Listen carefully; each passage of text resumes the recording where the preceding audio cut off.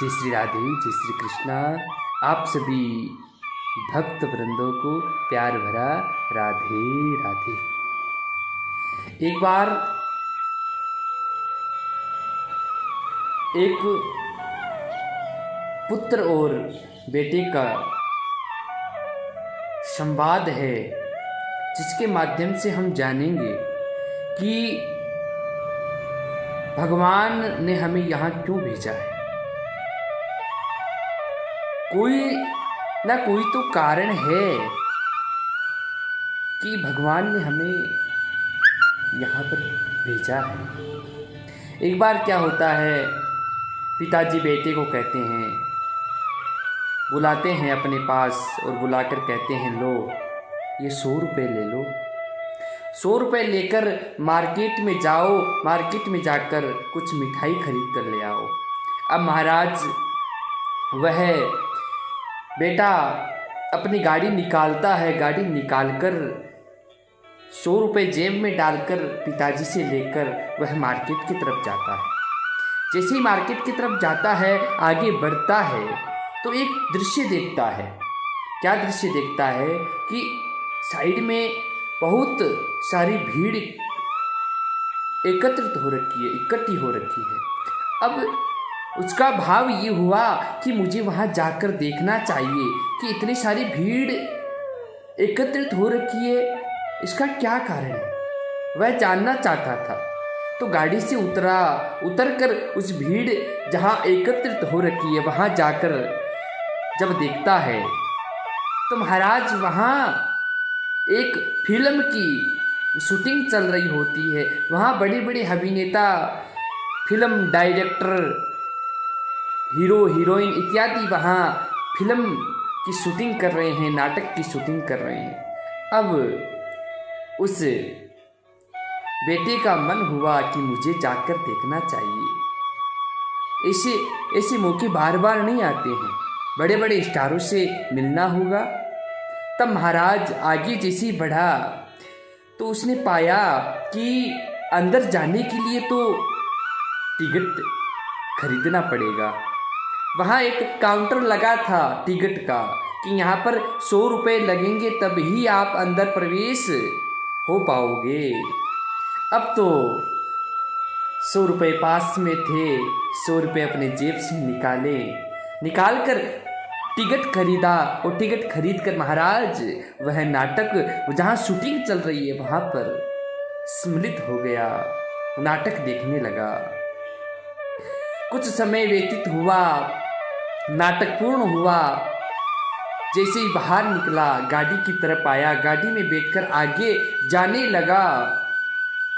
सारी दुकानें बंद हो चुकी थी, मार्केट बंद हो चुका था, आगे कुछ नहीं मिल रहा था। पुनः वापस घर लौटा। घर लौटकर पिताजी ने कहा, बेटे ले आया मिठाई, ला मिठाई मुझे दे दे। अब क्या जवाब दे, कुछ जवाब नहीं दिया और यह भी नहीं बताया कि मैंने पैसे कहाँ खर्च कर दिए।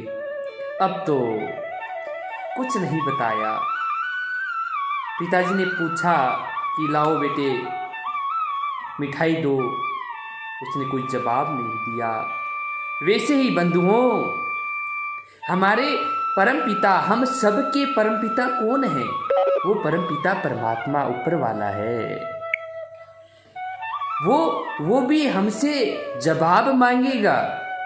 ये 100 रुपये कोई और चीज नहीं है। 100 रुपये हमारी उम्र है, हमारी आयु है, जो हमारे परमपिता ने हमें वहां से देकर भेजा है कि जाओ बेटे, ये 100 रुपये अर्थात 100 रुपये की आयु मैं तुमको प्रदान करता हूं, जिसे तुम वहां जाकर परोपकार करो, सत्संग करो, सबका कल्याण करो, प्रेम से अपना जीवन यापन करो। लेकिन हम कहाँ समझते हैं बंधुओं, हम यहाँ आकर इस नाटक, इस मोह रूपी माया जाल में, इस नाटक रूपी मोह अंधकार में फंस जाते हैं और हमारा जीवन यूं ही व्यतीत हो जाता है। इसलिए हमारे परम पिता परमात्मा ने जो हमें आयु प्रदान की है, जो 100 रुपये दिए हैं, अभी भी किसी ना किसी के पास 50 रुपये, 25 रुपये, 75 रुपये अभी तक बचे हैं। उनको आप परोपकार में, भगवान के भजन में, सत्संग में, संतों की सेवा में, गौओं की सेवा में लगा दीजिए अपना समय।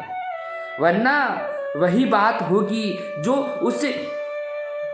उन पिताजी ने उस बेटे को पूछी थी कि लाओ मिठाई दे दो। अब वो मिठाई क्या है? मिठाई यही तो है, परोपकार, धर्म के प्रति जितना दान पुण्य, ब्राह्मणों की सेवा, संतों की सेवा, गौ माता की सेवा, यही तो वो 100 रुपये हैं। इन्हीं में तो खर्च करने हैं। यही तो भगवान हमसे मांगेंगे कि तूने वहाँ क्या कमाया, और ये हम नहीं कमा रहे हैं। हम अंधाधुन महाराज इस नाटक में लिप्त होती जा रहे हैं। इसलिए अभी भी जिसके पास जितना समय बचा है, भगवान के श्री चरणों में अपना समय लगा दीजिए। उस आयु को, उस 100 रुपये को ज़्यादा अन्यत्र खर्च मत करिए। सिर्फ और सिर्फ परमात्मा के अधीन हो जाइए। अपना जो चित्त है, अपना जो मन है, वो श्री राघवेंद्र के, श्री ठाकुर के चरणों में स्थापित कर दीजिए। तब ही हमारे उस 100 रुपये की आयु का कोई फायदा होगा, लाभ होगा।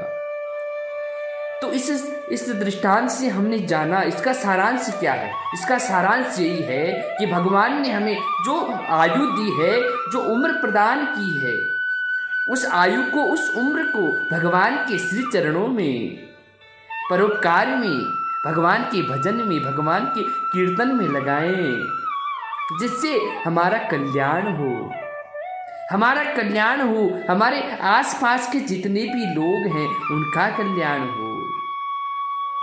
धर्म की रक्षा हम करेंगे तो धर्म हमारी रक्षा करेगा। इसी भावना के साथ सभी को प्यार भरा राधे राधे।